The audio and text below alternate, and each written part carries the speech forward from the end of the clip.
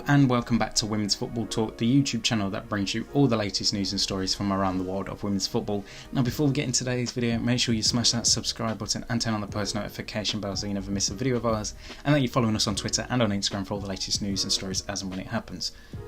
So this week we are looking back at the transfers that have happened over the past 7 days from Friday the 13th until today, Friday the 20th at 12:30. So any deal now announced after 12:30 will be announced in next week's video if you haven't kept up to date with them. So the big deal of this past week has seen Mana Iwabuchi move from North London sides Arsenal to fellow North London side Tottenham Hotspur on loan for the remainder of the season. Now many people may say, wow, why is she doing this? They're bitter rivals. However, in the women's game compared to the men's, they're not really as rivals as much. Tottenham have only been a professional team since 2019. Arsenal obviously have that longer history, and at this minute in time, Spurs aren't competing with Arsenal for Champions League places, the WSL title, all cup competitions, because of the difference in the teams in terms of their strength and their abilities at this minute in time. So it makes perfect sense if you look at it just from a pure footballing aspect.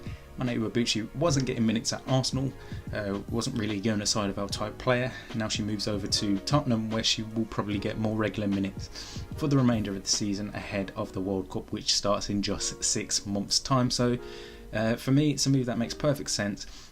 She's able to stay in London, stay in probably the same house where she was with Arsenal players and that, and then obviously moving now is just about where she trains and where she plays. Other than that, it's a lot simpler than having to move or down a country, different club elsewhere. So it's a lot more ease and just recognition of just getting into a new routine of training, and that's all she has to change. And let's be honest, people, the money in the women's game isn't as big as it is in the men's game. So at this minute in time, women's players will move from what is seen as big rival teams from one to another. Now while some fans may hate it, other people will just realise that it is just purely for a footballing aspect, to get more minutes and to play regular football, and that's why it happens. So yeah, fully understandable for Iwabuchi there.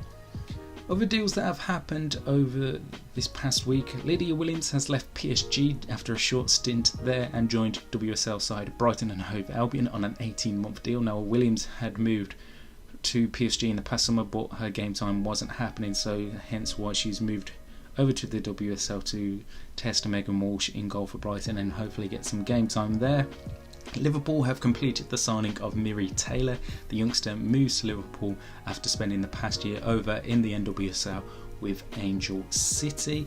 Lyon have completed the signing of Melchie Dumornay. She's a highly rated Haitian international, and she joins from Stade Reims. Now a lot of clubs across Europe and in the NWSL were apparently wanting to sign Dumornay, but she has chosen to join Lyon. She will stay at Reims for the rest of this season and join Lyon in the summer until 2026. Bayern Munich completed the signing of Katharine Naschenweng from Hoffenheim. Again, Naschenweng will join in the summer at Bayern Munich until 2026. Barcelona have got Ingrid Engren and Carolina Graham Hansen to sign new deals. Both players were out of contract this June, so Ingrid Engren has signed until 2025, with Graham Hansen signing until 2026. So it's good news for Jonathan Heraldo's side, as they did have a lot of players that were going to be out of contract this season. Liverpool also completed the signing of Fakuna Nagano last Saturday from the North Carolina Courage. She's obviously yet to make her debut for the club. They're waiting for international clearance on visas and that, but that's all set to be approved and she could be fine to make her debut this weekend. And Janina Leipzig moved from Bayern Munich to Leicester City.